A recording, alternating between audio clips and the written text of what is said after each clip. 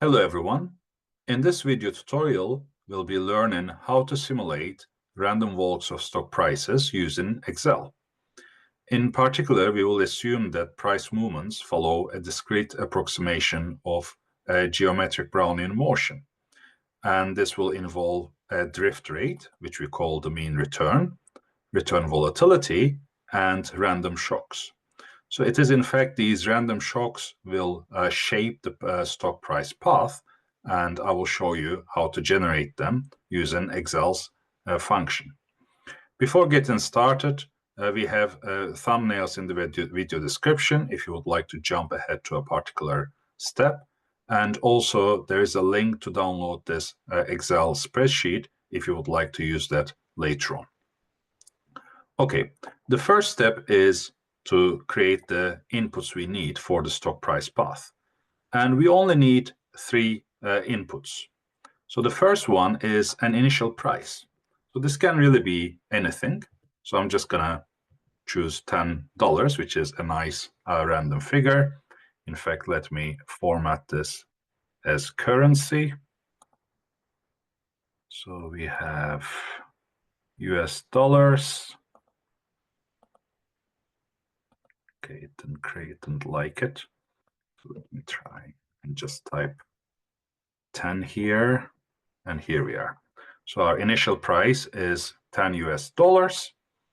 And I will work with daily prices, but you can work with any interval. So if you want, this can be monthly, yearly, it doesn't matter. And I will assume a daily mean return of 5 basis points, which is 0.05%. So it is going to be 0.05%, which is 5 basis points, and a daily volatility of 1%. Okay. But like I said, you can choose different return intervals. And what I have done here is I'm going to simulate the stock price path for a total of 2,500 trading days. And given that there are about 252 trading days in a typical year, this means that we are going to generate a stock price path for 10 years, okay, roughly speaking. Now, the second step is to create the random shocks, okay? And for that, we will rely on two different Excel functions. One is called the random function, RAND, and the other one is normal inverse function, okay? So let's begin understanding the random function. So what the random function does is that it generates a random variable that is uniformly distributed between 0 and 1. Okay, so if I, for example, do this, as you can see, every time I pull this down, everything updates, and I always get a random variable between 0 and 1. So if I create many of these, you will see that they will be uniformly distributed. But given that I will work with a geometric Brownian motion, and I would like the log returns to be normally distributed, I don't want a uniformly distributed variable, a random variable. I need a normally distributed random shock. And in fact, I would like it to follow a standard normal distribution. And the standard normal distribution means a mean of 0, okay, and a volatility of 1. So I'm going to start with these uniform random variables, and I will use this function to convert them to normally distributed variables, okay? And later on, I will show that this means log returns will be normally distributed. Now, I'm going to use this function called NORM.INV, okay? And it warns me here, this is actually a legacy function, okay, so for compatibility. So there's an equivalent one, a newer one, which is called NORM.INV as well. So you can use either, okay? It doesn't matter. And all you need to do is to provide this random variable, the uniform one, a mean, which is going to be 0, and a standard deviation of 1. So for example, if I put here a uniform, the generated random variables, let's say 0.6, put 0, 1. So this would basically convert this into a normally distributed variable based on the cumulative inverse of the cumulative normal distribution, okay? So to do that, I'm just gonna take this over here, and I will remove this apostrophe to make it work as a function, and I'm just gonna pull it down, okay? And interestingly, as you can see, every time you do that, this will basically regenerate all the random variables, okay? So now we have the random shocks, which is what we need to generate stock price movements, okay? So the stock price on a particular day, let's say on day 1, will depend on the previous day's price times exponential function, which is essentially e to the power, okay? So returns e raised to the power of a given number, okay? And this will be our mean return, and this will always be the same, so we need to basically fix this cell, okay? So I'm always going to use the same mean return, plus the return volatility. Again, this is going to be always the same, so we fix that cell as well, so it's not going to change, times our random shock. So our random shock each day will be different, so I'm not fixing this cell. And this gives me my stock price on day 1, okay? And if I basically extend this to the all the way down, which is our 3rd step, I will obtain my path, my first stock price path, okay? And as you can see, every time I do that, it gives me a different stock price path. So next thing I would like to do is, as the 4th step, I would like to show you a plot of these prices, okay? So to do that, I'm just going to select this column, go to Insert, and choose the line chart over here. And as you can see, this has generated my first chart, okay? So if I just down here, and we can close this for a second. Here we are. And again, I can do this trick to every time create a different chart, right? So these are all random walks of stock prices based on geometric Brownian motion, okay? And what I have done here, just to show you many of these prices in a single path. So basically you can copy paste the values of these columns and put them together in a single chart to see many random walks at once. Okay, so that is, oops, that's what I want to zoom out a bit just to make it easier. So the data is quite large here, so it's a bit slow. Trying to adjust here. So yeah, so this is what we have here. Okay, so this is 100 random stock price paths, which I have generated using the same procedure, and all the data is on the background. So we always start at a price of $10, but we might end up in quite different places, as you can see. So we have stock price path at the end of 10 years reaching $100 or above. And in some cases, the price sort of falls down $10 along the way as well, but usually we end up about $10 after 10 years time. And this is expected because we have a daily drift of 5 basis points.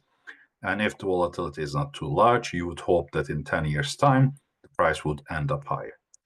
And as you can see that many of these paths are concentrated around this region. So if you look at 30 to 40 region, most of the paths end up here. There are a few paths ending up, let's say, about 60 or 70, but out of 100, there are only maybe 5 or 6 paths over there.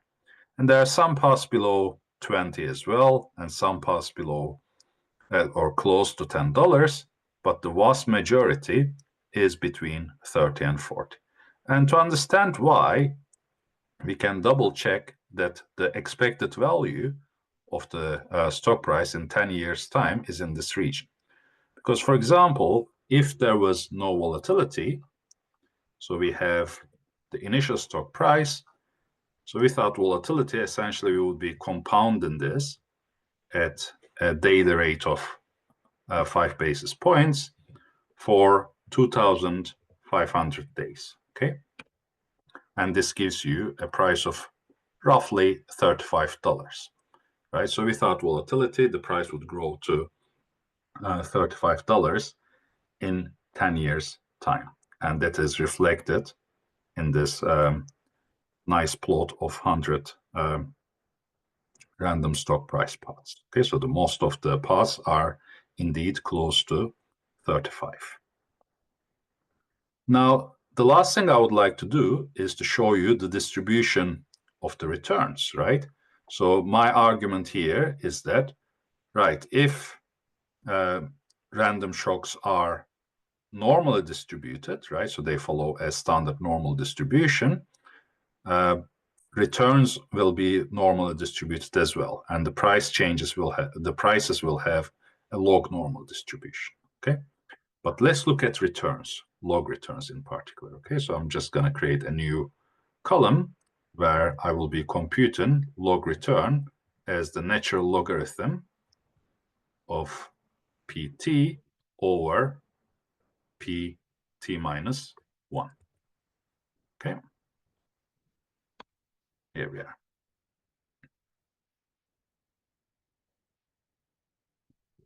Larger,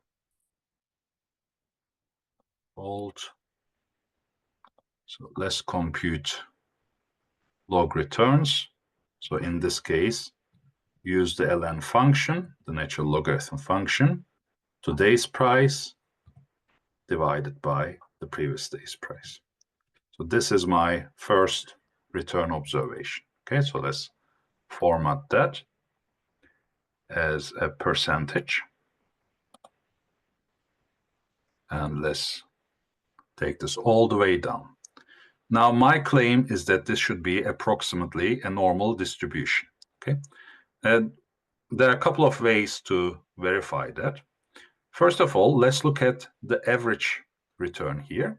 Okay, so that'll be interesting to check out. So the average return, let's put it this way. Start from here, all the way down. Average return,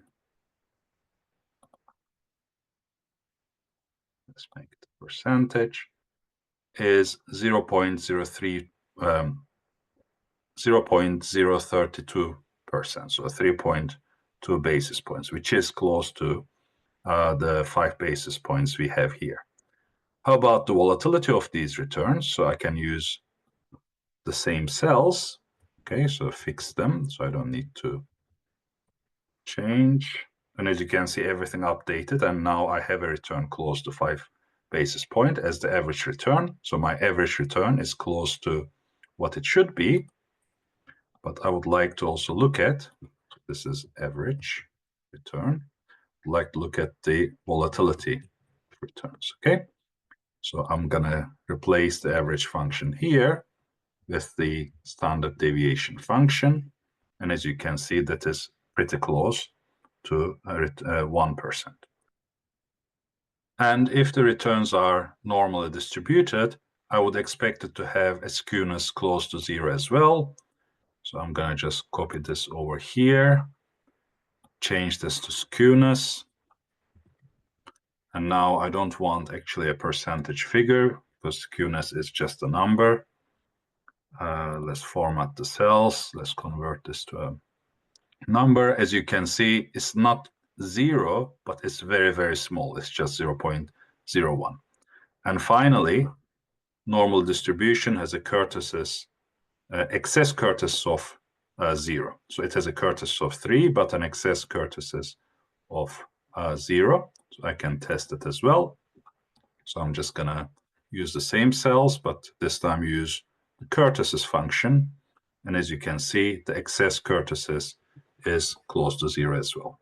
So indeed, the returns that I have randomly generated are normally distributed, with the average return and the volatility that I have specified. Okay, that's all I wanted to cover in this tutorial. I hope you have found it useful, and see you in another tutorial. Bye for now.